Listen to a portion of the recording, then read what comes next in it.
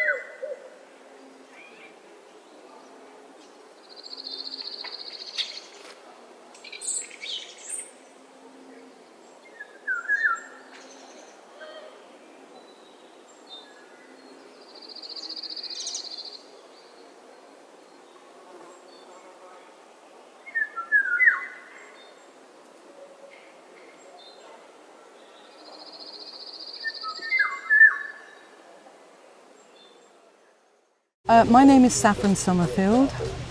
I'm a musician and sound artist, and I incorporate a lot of wildlife sounds like bird songs into my work. I got involved in this because I went along to an open meeting when they were showing the ROCLA Arts project, and I said, was anybody doing any soundscapes? And they said no. So I said, great, I can do one for you. So it's incorporating chatting to the guys who used to work here, as well as talking to some of the people that live here now.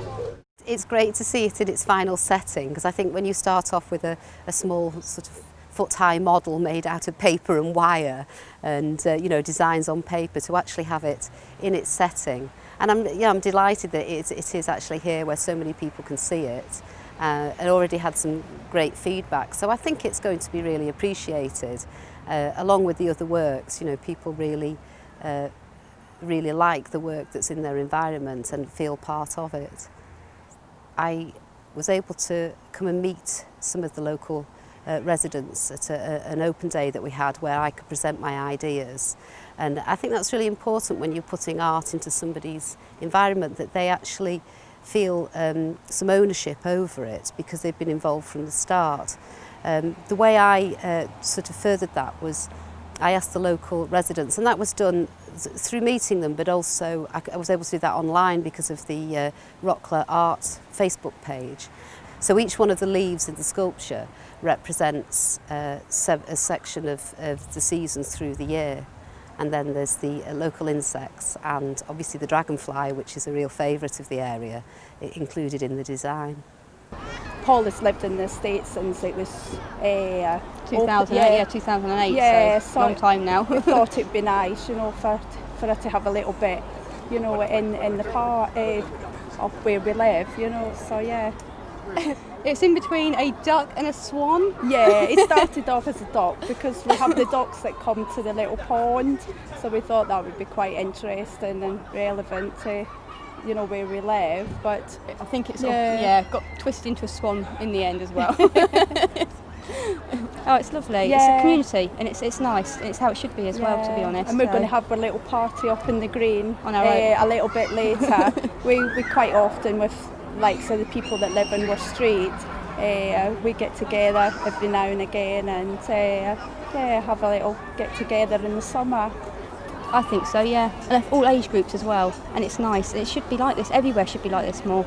Yeah. And it just brings everybody together. It's just fun. It's good fun. So it's needed. I'm very interested in nature, and so I was drawn directly to the trees. And most of my work is light-based, so I was trying to think about how we could do something working with light, but also something that would work in daytime as well, because I didn't want to limit it just to something that could only be seen if it was illuminated at night.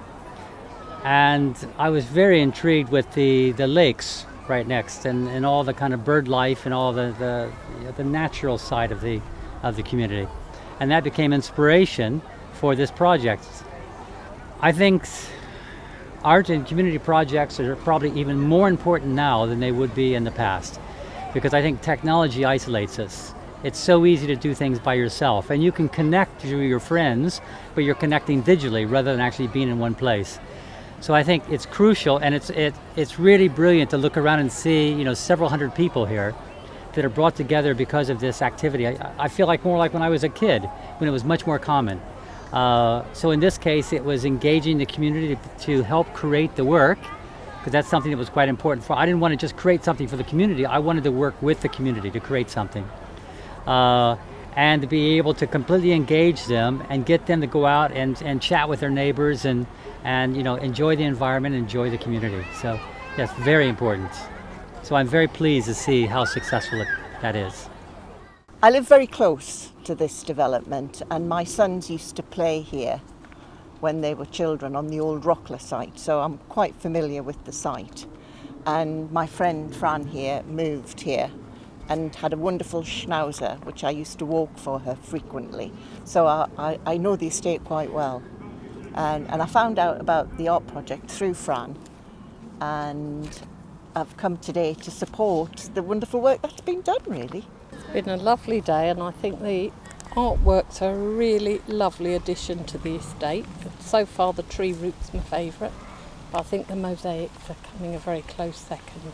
I think it's really, really important, most especially on a new estate where people haven't got the grassroots connections.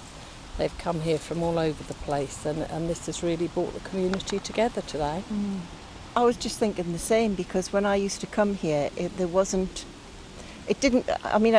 watched it grow, and this sort of brings the whole place together.